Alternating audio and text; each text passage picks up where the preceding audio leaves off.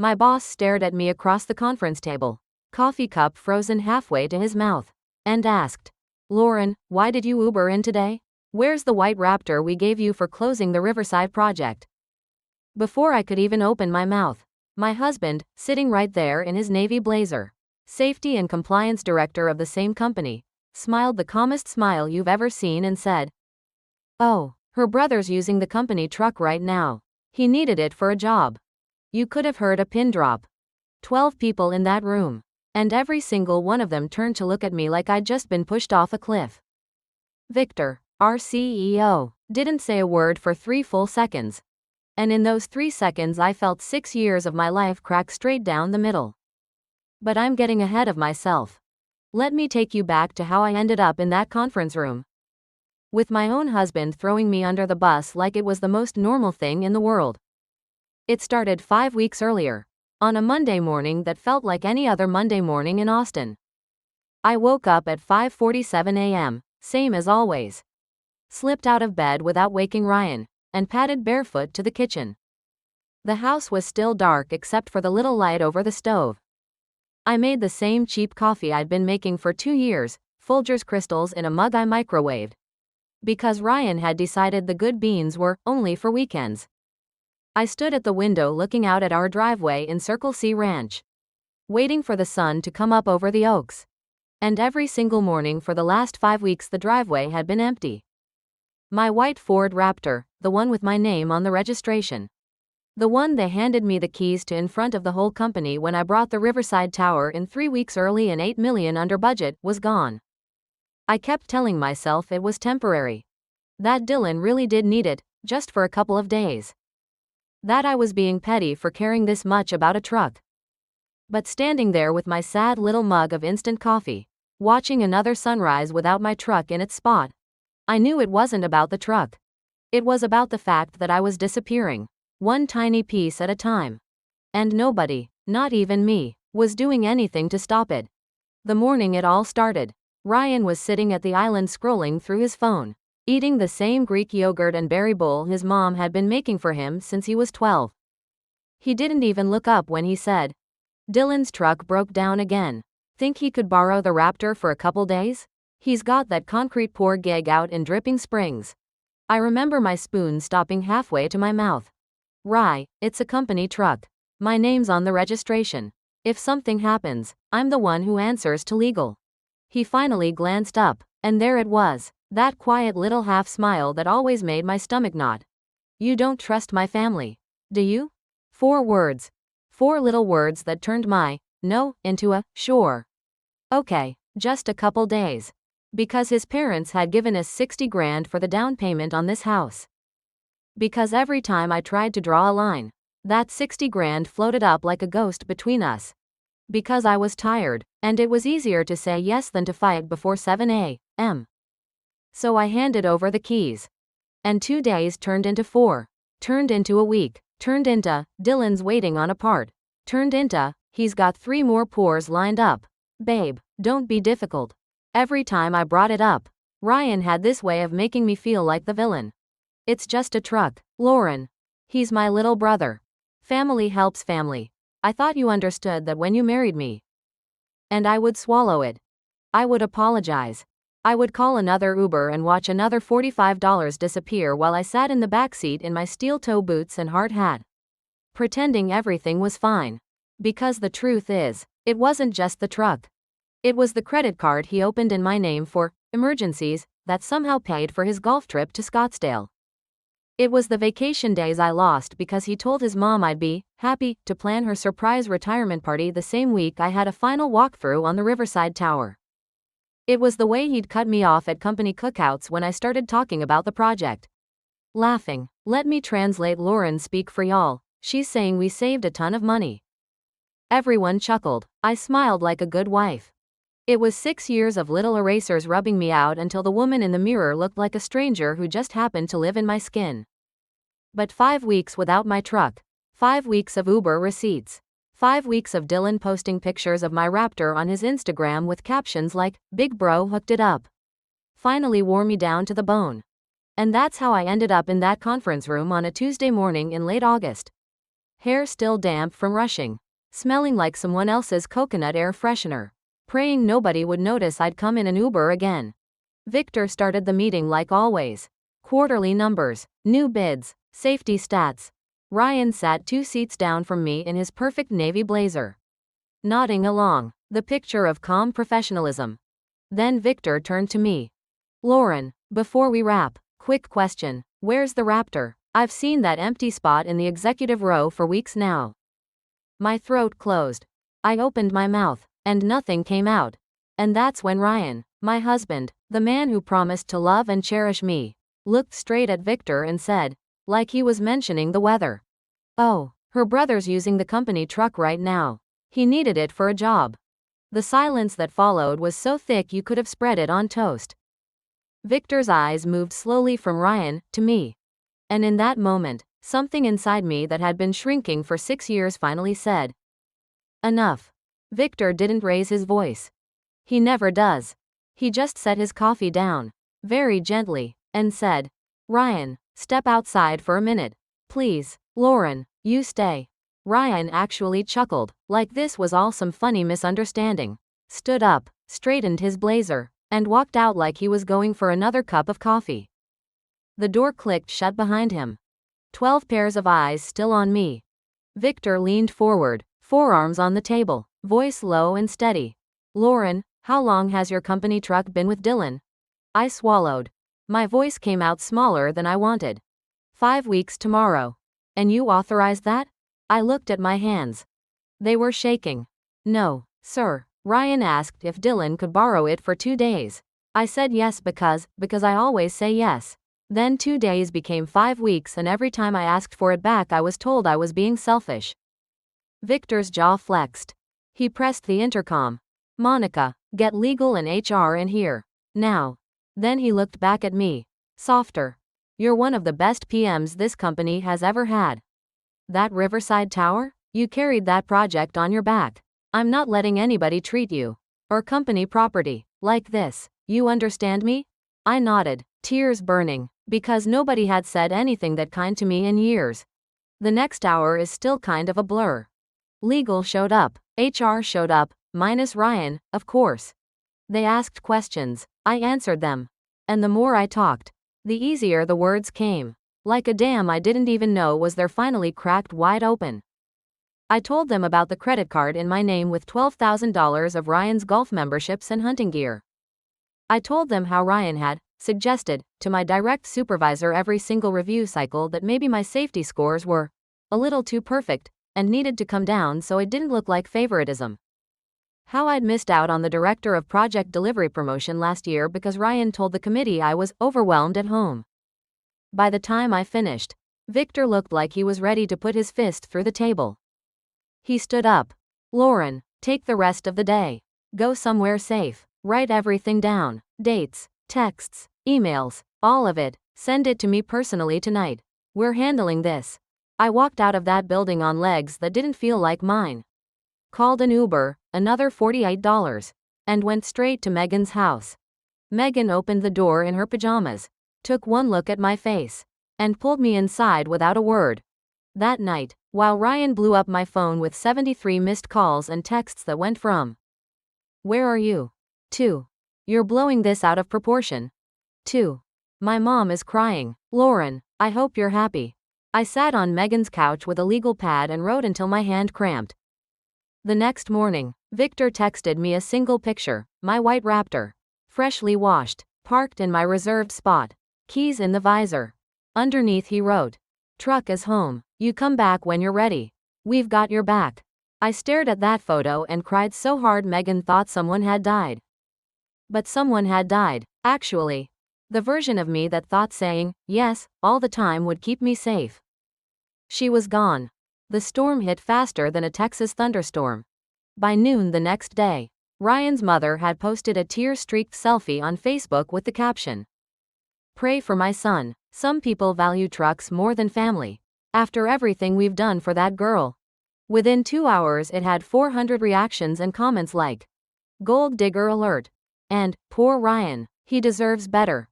Dylan made a 30-second TikTok from the driver's seat of my Raptor, yes. still in it, rolling his eyes and saying, "Some people will literally call the cops over a truck they never even paid for. Y'all be careful who you marry." The video got 1.2 million views in 24 hours. Then my own mother called. "Lauren, honey, is all this really necessary? Marriage is about compromise. Your mother-in-law is devastated."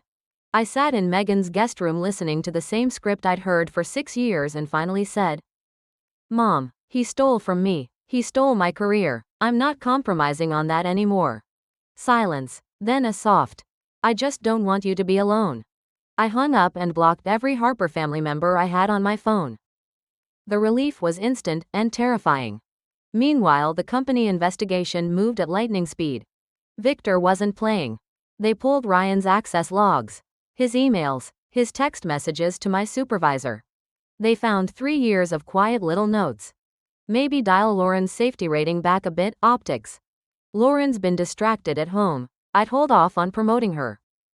They found the safety incident reports he'd buried for his buddies on job sites. The ones that should have cost people their jobs. They found the purchase orders he'd approved for his cousin's failing concrete company even though we had cheaper, better vendors. And then, the thing that made even the lawyers go quiet, they found the scanned DMV paperwork dated exactly 12 days after Dylan took the truck. Ryan had filed a change of title form, with my forged electronic signature, transferring ownership of the Raptor from Harper Construction LLC, assigned to Lauren Harper, to Dylan Harper, private party. He hadn't been planning to give it back. He'd been planning to keep it forever. Victor called me personally that afternoon. "Lauren, I need you to come in tomorrow. Bring Megan if you want. We're putting Ryan on immediate paid leave pending termination. And legal is drafting a criminal referral for theft and forgery. And we're suing to get the title reversed. You okay with that?" I whispered, "Yes, sir." Then I threw up in Megan's guest bathroom. Because the man I'd shared a bed with for 6 years had been quietly erasing me from my own life, and I hadn't even noticed how far it had gone. That night I sat on Megan's back porch, staring at the hill country stars, and made myself a promise out loud. I'm not shrinking anymore. Not for him. Not for his family. Not even for the old version of me that thought love meant making myself small. Megan clinked her wine glass against my water bottle and said, "Damn right." The next morning, Megan drove me to the office because my hands were still shaking too hard to grip the wheel. Victor met us in the lobby himself. No assistant, no small talk, and walked us to the big executive conference room with the long cedar table and the view of downtown Austin. 2 outside attorneys were already there. One of them slid a thin folder across to me. Inside was the DMV change of title form. My signature, perfect, down to the little loop on the Y in Harper, stared back at me. Except I had never signed it. Never even seen the form. The attorney, a woman named Danielle with a voice like steel wrapped in velvet, said, "We pulled the metadata. The document was scanned from the scanner in Ryan's office at 2:14 a.m. on a Saturday when only his badge was logged in the building. We also have the IP address that submitted the electronic signature." Same story. I felt the room tilt. This wasn't, "My little brother needed it for a few days." This was premeditated theft of a $92 company asset. With my name on it. Victor spoke quietly. "Ryan has until 5 p.m. tomorrow to resign with a neutral reference and repay the value of the truck. Or we terminate for cause, file criminal charges, and turn everything over to the Travis County DA. Your choice, Lauren." I didn't even have to think. Terminate, and press charges. I'm done protecting him. Victor nodded once, like he'd known what I'd say. That afternoon, the repo company Victor hired found the Raptor parked outside Dylan's apartment in South Austin. They towed it while Dylan stood on the curb screaming that they were stealing his truck. The video went viral on neighborhood Facebook groups. I didn't watch it. I couldn't. By 6 p.m., Ryan was officially on administrative leave. By 7 p.m., his mother was live streaming from her kitchen. Mascara running, begging people to pray for her innocent boy who's being persecuted by a vindictive wife. By 8 p.m., I had retained Danielle as my divorce attorney. 2. She looked me dead in the eye and said, "Lauren, we're not just getting you divorced. We're getting you made whole." Economic abuse is real, and Texas judges hate it. That forged title? That's felony level fraud. We're going to make sure he feels every single zero of that truck. I whispered. Thank you. She smiled for the first time. No, thank you. I've been waiting for a case this clean my whole career. 7 months later, I walked into the Travis County Courthouse wearing the same navy suit I'd worn the day I closed the Riverside project. Only this time my hands weren't shaking. Ryan was already at the respondent's table, looking thinner, hair graying at the temples, wearing the same fake humble expression he used to give safety briefings. He tried to catch my eye. I looked straight through him. His attorney, some slick guy from Dallas who loved the word optics, opened with a 20-minute sob story. Mrs. Harper has used her close relationship with Harper Construction's CEO to orchestrate my client's termination, all over the temporary loan of a vehicle to a family member in need. He portrayed Ryan as the devoted husband who'd sacrificed his own career moves so I could chase ambition, and me as the cold, materialistic wife who valued a truck over her marriage. I sat there listening to my life being rewritten and felt nothing. Not even anger anymore, just the calm that comes when you finally know the truth and nobody can take it away from you. Then Danielle stood up. She didn't raise her voice once. She just walked the judge, an older woman with eyes like a hawk, through 7 years of evidence like she was giving a Sunday school lesson. First, the forged DMV title transfer, complete with timestamped security footage of Ryan alone in the office at 2:14 a.m. Then the emails to my supervisor. Suggest we keep Lauren's safety scores realistic this cycle, don't want it to look like nepotism. Then the purchase orders Ryan had buried for his cousin's concrete company that cost us an extra $340,000 on 2 projects. Then the witness who used to work under Ryan, Sarah, a former site superintendent, who told the court how Ryan had tanked her promotion after she refused to falsify inspection reports for one of his buddies.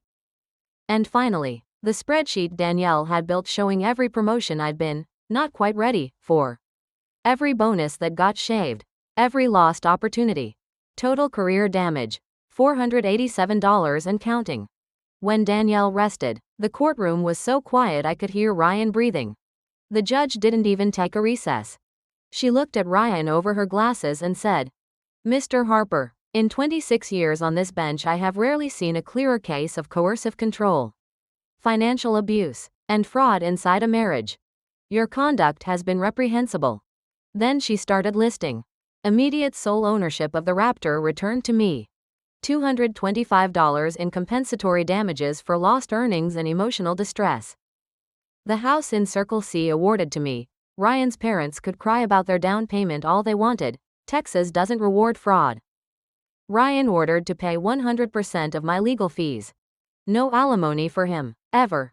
And a permanent injunction keeping him 500 feet away from me and my workplace. Ryan's face went chalk white. His mother wailed from the back row. I just sat there feeling the strangest thing, peace. When the gavel fell, Danielle squeezed my hand and whispered, "Go live your life, sweetheart, you just got it back." I walked out of that courthouse into the bright April sunshine and took the deepest breath I'd had in 6 years. The first night in my new little farmhouse on the edge of Dripping Springs. I sat on the porch with a glass of iced tea and watched the sun drop behind the live oaks. No Ryan, no Dylan's music blaring from my stolen truck, no mother-in-law calling to ask why I hadn't come to Sunday dinner. Just cicadas and wind chimes and the most beautiful quiet I'd ever heard. I painted the kitchen the exact shade of blue I wanted.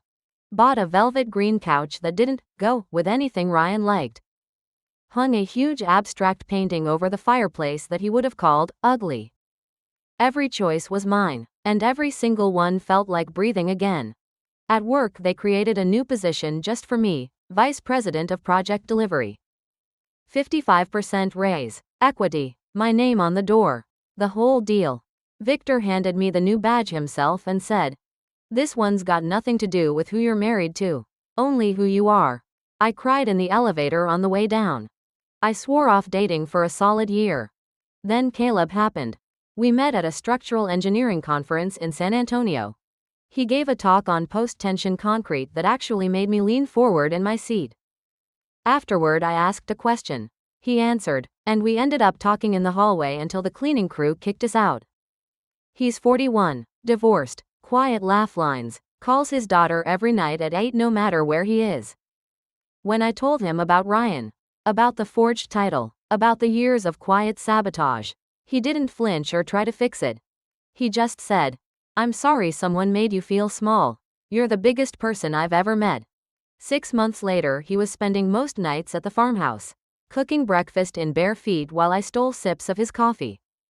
He never once asked me to drive the Raptor. He just smiled every time I tossed him the keys to his own beat-up Tacoma and said, "Go be the boss, babe." One Saturday last October, I was at Home Depot picking out plants for the front beds. I turned down the aisle and there was Ryan. Hair almost white now, wearing a faded polo with some startup logo, pushing a cart with one wobbly wheel. He saw me and stopped dead. For a second we just stared. Then he gave the smallest nod and said, voice rough, "Hey, Lore. Hey." He looked at the cart full of flowers in my hands. "You look happy." "I am." He swallowed hard. "I'm in therapy, twice a week. My counselor says I spent years trying to control what I was terrified of losing." "I'm sorry doesn't fix it." "I know, but I am sorry. I mean, I'm trying to be better." I believed him. And it didn't hurt anymore.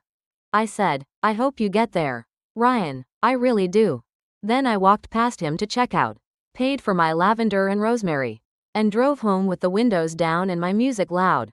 That night Caleb grilled steaks while I set the table on the porch. The Raptor sat in the driveway, a little dusty now, the leather seats perfectly worn in all the right places. He caught me looking at it and asked, "Still think about that truck a lot?" I smiled. "Never about the truck. I think about the woman who finally said, enough, the day someone tried to take it from her. Turns out she was worth fighting for." He kissed my forehead and whispered, "She always was." And here's what I know now. What I wish I could go back and tell the Lauren standing at that kitchen window with her cheap coffee and empty driveway. It was never about the truck. It wasn't about the house, or the money, or the promotions they stole. It was about learning that love doesn't ask you to disappear. Real love hands you the space to take up every inch you're meant to take. And then cheers when you do. I lost a marriage. I lost people who chose his story over the truth. But I found the only person who was ever supposed to keep me safe. Me. And let me tell you, she's pretty damn good at it. So if you're listening to this and some part of you feels like it's disappearing, please hear me. You are not difficult. You are not too much. You are not asking for too much when you ask to be respected. Say the hard thing. Walk out the scary door. The life on the other side, the one where you get to be fully, unapologetically you, is worth every tear, every sleepless night, every bridge you have to burn. I promise. Because I'm living it right now. Barefoot on my porch, Raptor in the driveway, Caleb's laughter floating through the screen door, and a heart so full it doesn't even have room for the word small anymore. Thank you for letting me tell you my story. If it helped even one of you feel a little braver today, then every second of the fight was worth it.